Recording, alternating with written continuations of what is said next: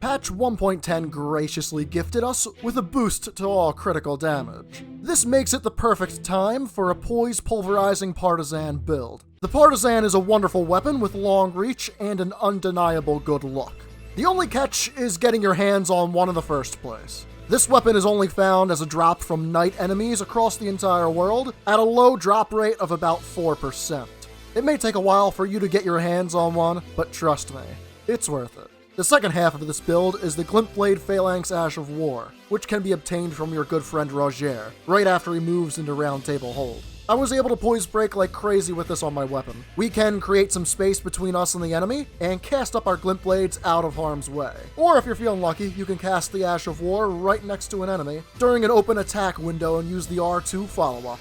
This second method is much more preferable due to enemy poise recovering over time. And keep in mind, this entire playthrough, along with all the recent ones, were done on Max New Game Plus. Enemy poise is more than twice as hard to break on this journey compared to the first. So if you were to use this setup on New Game or New Game Plus, you would have an infinitely easier time with these fights. Each Glint Blade does a staggering 10 poise damage, meaning 2 casts, assuming all the blades connect, are enough to knock Morgott and Malekith down for a critical hit.